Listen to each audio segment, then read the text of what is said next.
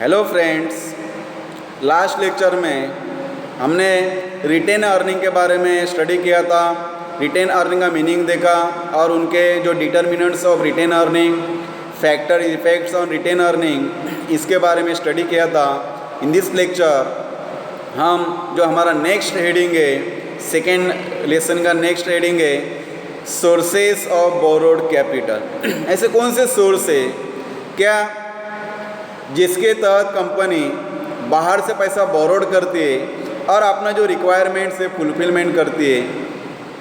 Only own capital is not sufficient to carry on business activities of a joint stock company. A company needs borrowed capital to supplement its own capital.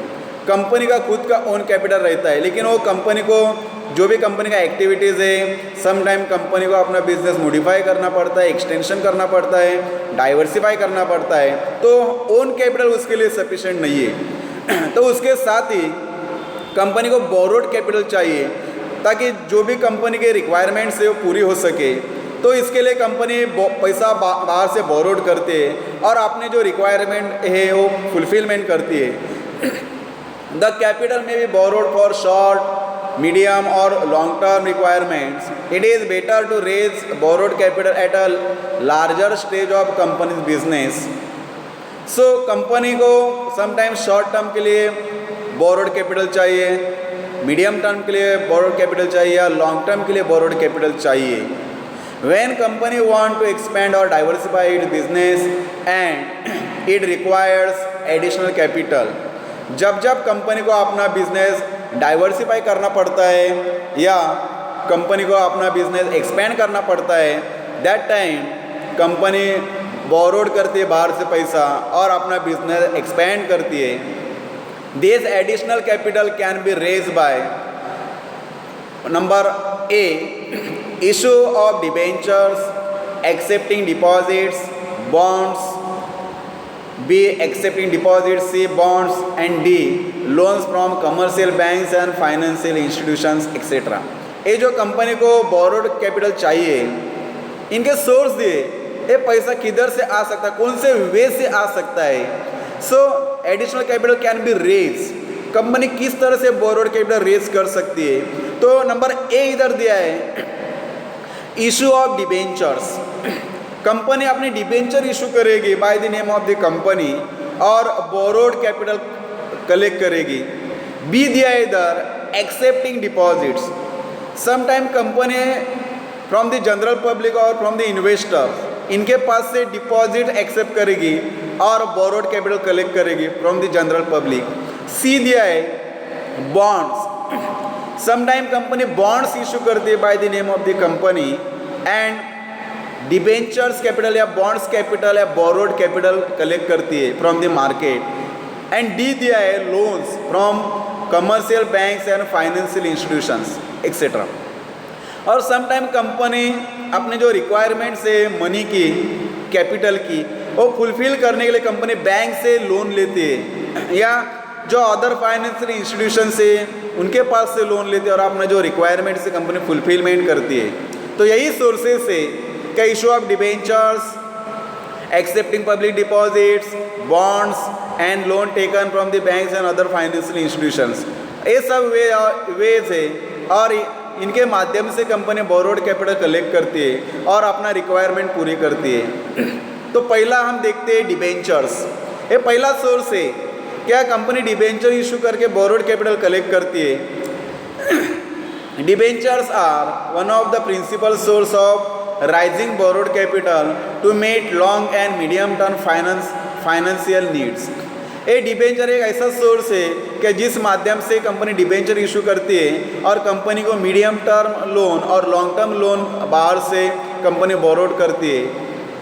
Over the years debentures have occupied a significant position in the financial structure of the company. ये debenture का roles company में बहुत ही importance है, significant role है। क्या company का जो capital structure से, फाइनेंशियल स्ट्रक्चर से कंपनी का, इसके स्ट्रक्चर बनाने में डिबेंचर का रोल बहुत ही इंपॉर्टेंस है। The term debenture has come from the Latin word debere which means to ओ।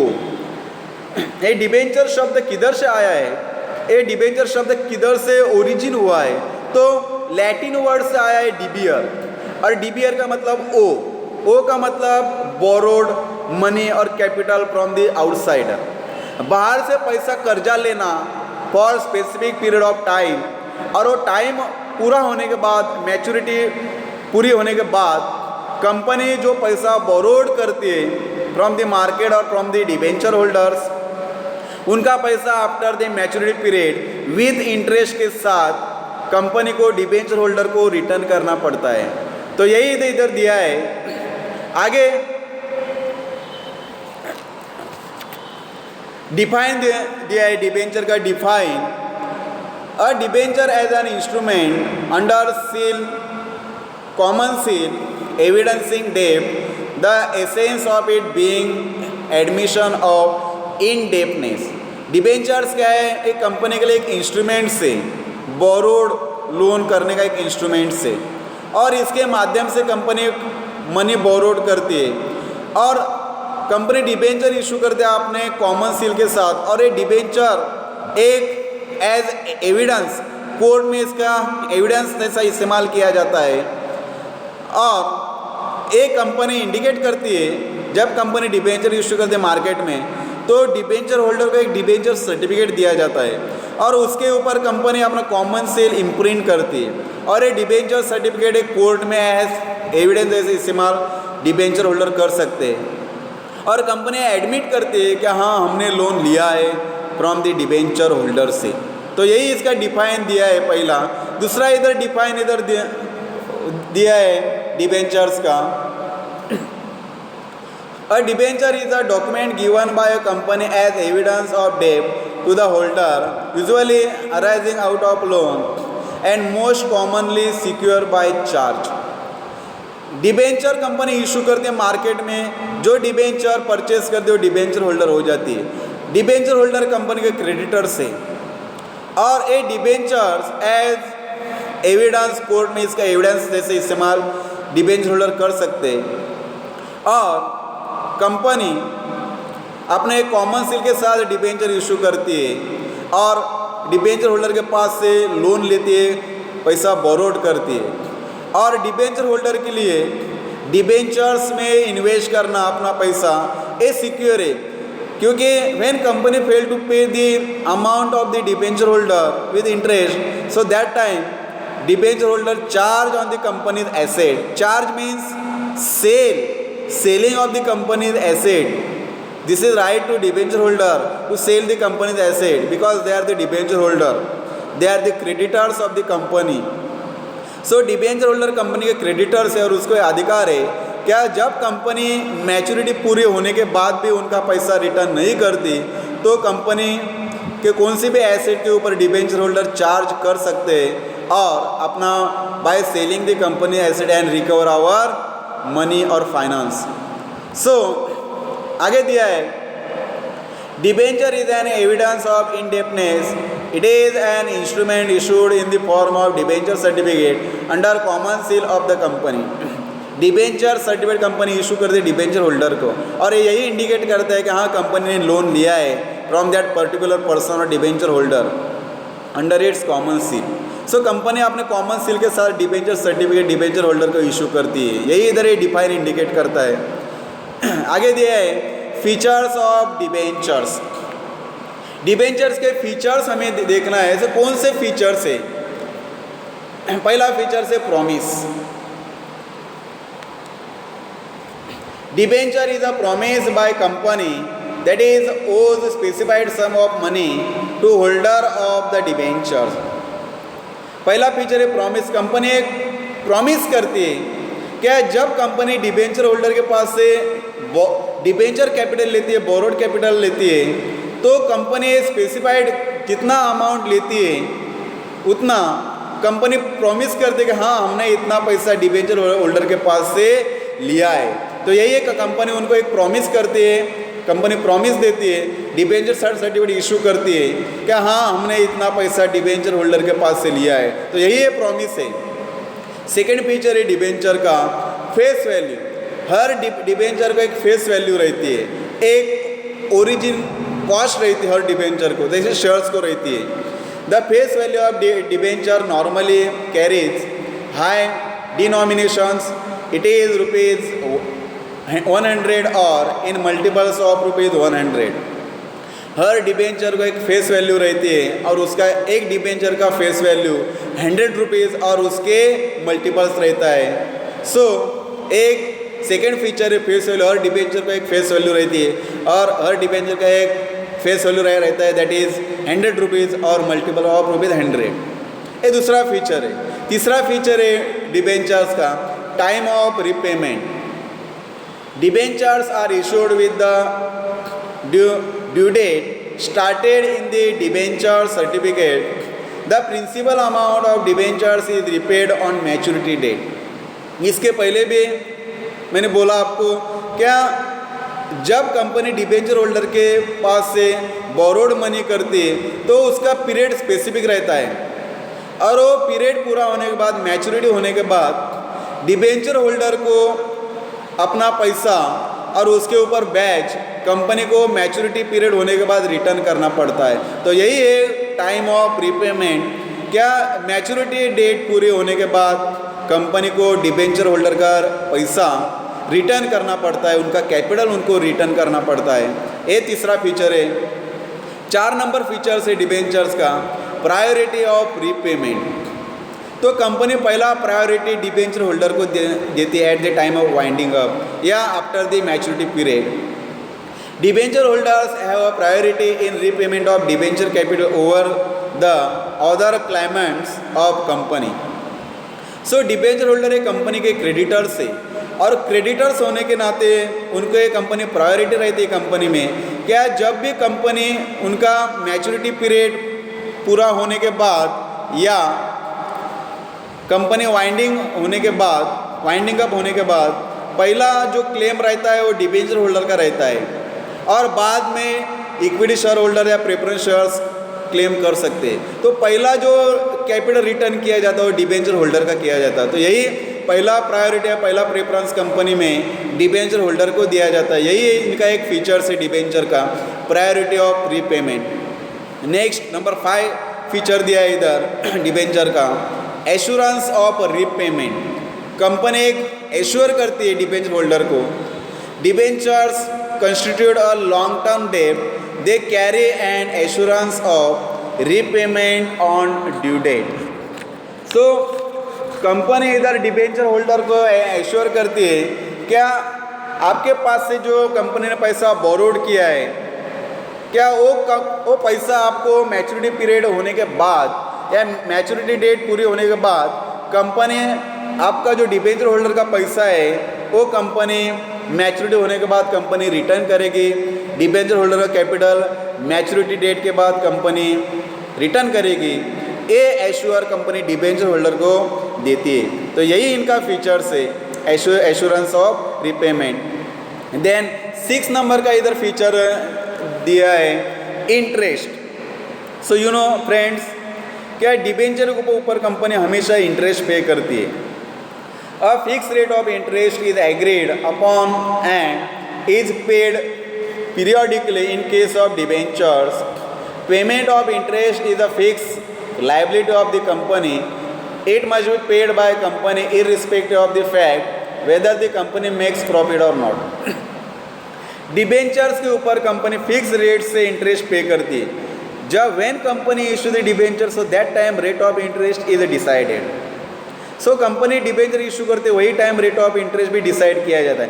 और मैच्योरिटी पूरी होने के बाद डिबेंचर्स का और डिबेंचर कैपिटल और उसके ऊपर इंटरेस्ट का रेट फिक्स रेट से कंपनी पे करती है.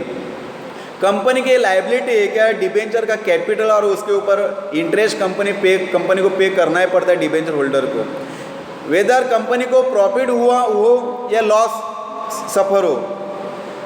कंपनी को प्रॉफिट हुआ तो भी कंपनी को डिबेंचर होल्डर का इंटरेस्ट पे करना ही पड़ेगा. कंपनी को लॉस हुआ सफर दी लॉस तो दैट टाइम कंपनी को इंटरेस्ट पे करना ही पड़ेगा डिबेंचर होल्डर को.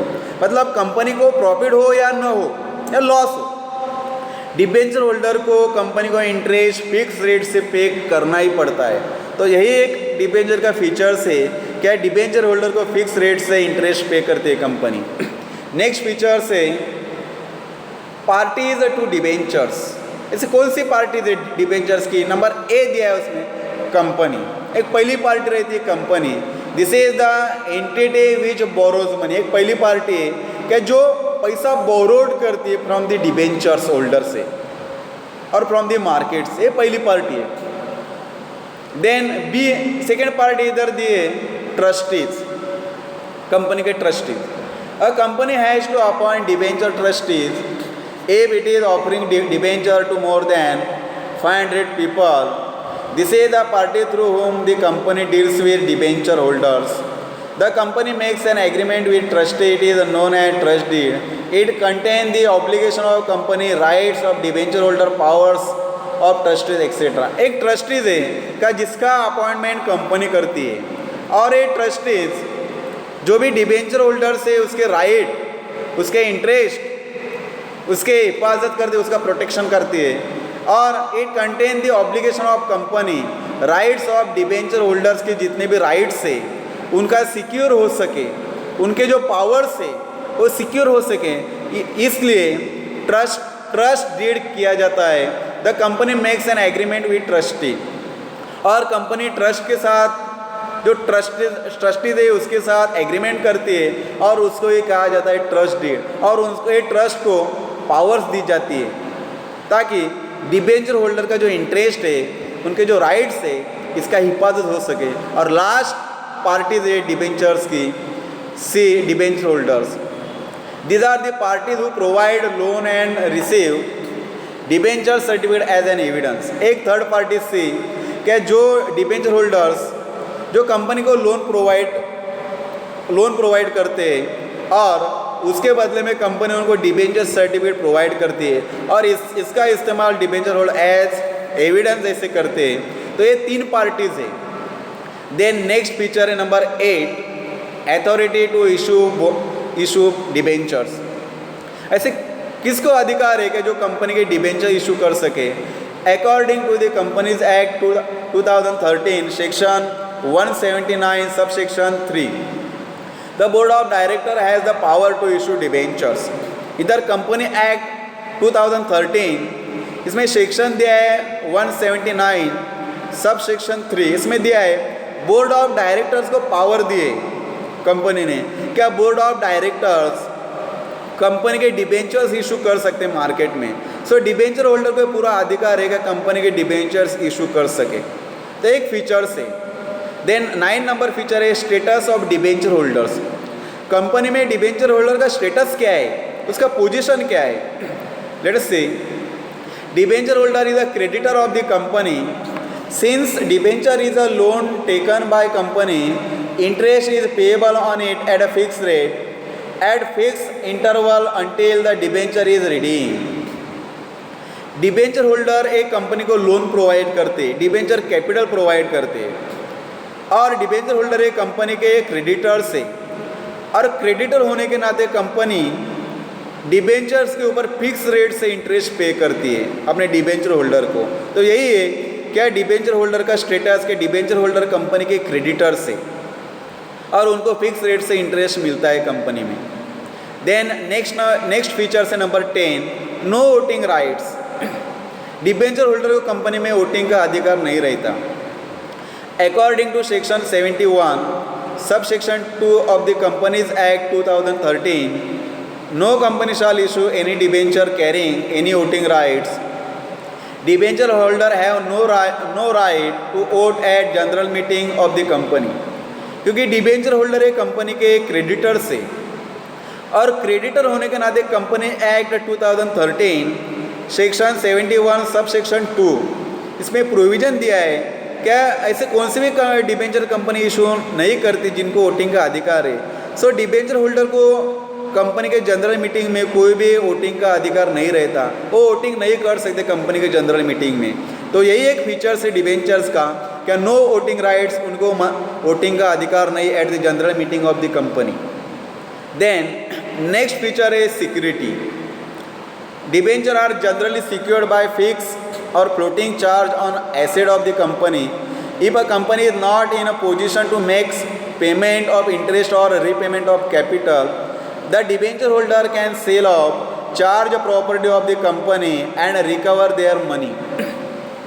So डिबेंचर कैपिटल है सिक्योर कैपिटल है फॉर द डिबेंचर होल्डर के लिए.